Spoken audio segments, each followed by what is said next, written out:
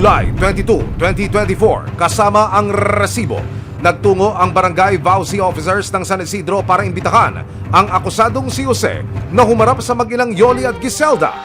Nang makarating sa bahay ni Jose ang mga opisyal ng barangay, Tao po! Good morning po. Si Sir po.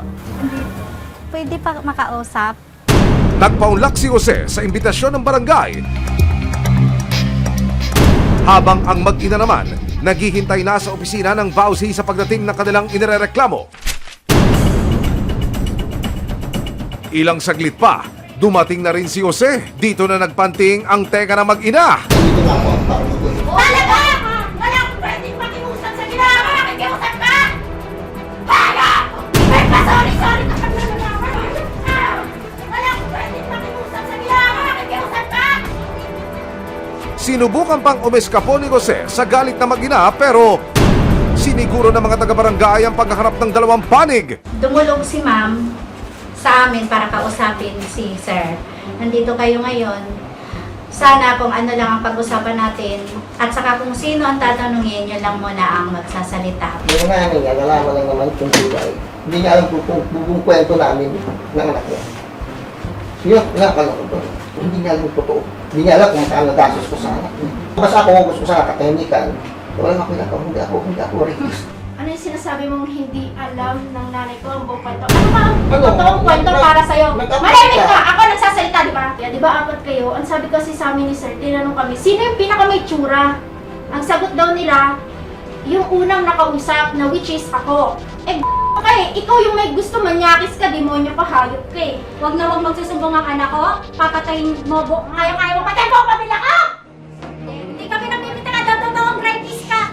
Doon po sa part na tinapos po. Hindi ako totoo lalaki. Hindi nilakot, imukha mo pa lang. Sino niloko mo? Buong mundo? Ay, hindi ka magugustuhan ng anak ko! Kapal na pagmumukha mo!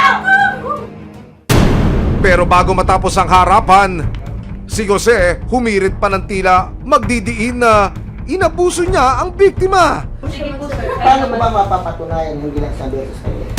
Kagad namang sinagot ng Barangay Vauci ang tanong ni Jose. Hindi po, hindi po yun natatanggap man ng batas, sir. Na sasabihin kasi nasa minor pa siya. Hindi pa kaya, wala pa siyang kakayanan magdesisyon para sa sarili niya.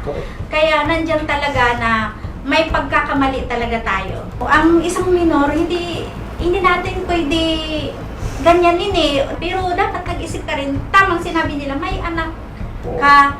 Dahil mabigat ang reklamo ng mag-ina, ang payo ng Barangay Vauci ay formal lang magsampa ng kaso si Giselda laban kay Jose sa pulisya. Hindi kami dito korte. Pero kailangan na talaga dalhin na to sa husgado. Matapos ang paghaharap sa pagitan ni Jose at mag-inang Giselda at Yoli, nakapanayam ng resibo si Jose. Depensa niya, nadala lang daw siya ng kanyang damdamin para sa dalagita. Ang danaig sa akin, yung may puso. May puso ako eh. Hindi naman habol ko, katawan. May kinakasama ko eh. Siguro, nagkaroon ko ng... Siguro, ano tayo, nagkagusto? Ano ba, nagkagusto siguro? Hindi mo para, kita, dahil, ka, bata ka, wala naman akong ganun. Noon, nabubuisit ako. Bata ko, hindi ko naisip ng ganun. Doon ako naisip, sana hindi na. Sana kung alam ko ng 19 years old, sana ganun na lang. Inilapit namin sina Giselda sa serbisyong resibo ng aming programa kung saan may volunteer lawyers na nagbibigay ng libreng payo. Kakamustahin ko, ano ho ang resulta ng inyong pagdulugo sa kanila? Medyo lumakas po yung pag-asa po namin. Oo, nagkaroon po ng pag-asa kasi nung akala ko wala na. Kasi tinatakot din niya ako na sabi niya walang maniniwala sa akin. Kaya nitong July 22, 2024, nagpunta na sina Giselda at Yoli sa National Bureau of Investigation, Violence Against Women and Their Children o NBI Vauci para formal lang isampa ang kasong rape laban kay Jose. Kailangan ma-prove talaga natin ang consistency ng kanyang statement sa base naman sa mga kaso na nakarating sa ating Korte Suprema. Pinaniniwalaan or sinasabi na credible yung mga witnesses na kahit yun lang yung testimony na mayroon tayo. Hindi pa rin tayo titigil dyan kasi mag-iimbestiga tayo. Para sa mag-ina, Malayo pa raw bago nila makamit ang ganap na hustisya pero mas gumaan na raw ang kanilang pakiramdam. Gusto ko pong magpasalamat sa resibo, kay Sir Emil, sa inyo, sa lahat ng staff. Sobra yung suporta nyo po sa amin, hindi matatawaran yun. Palakas po ng palakas yung pag-asa na talaga pong makakamit po natin yung hustisya. Maraming salamat sa panonood, mga kapuso. Para masundan ang mga reklamong nasolusyonan ng resibo, mag-subscribe lamang sa GMA Public Affairs YouTube channel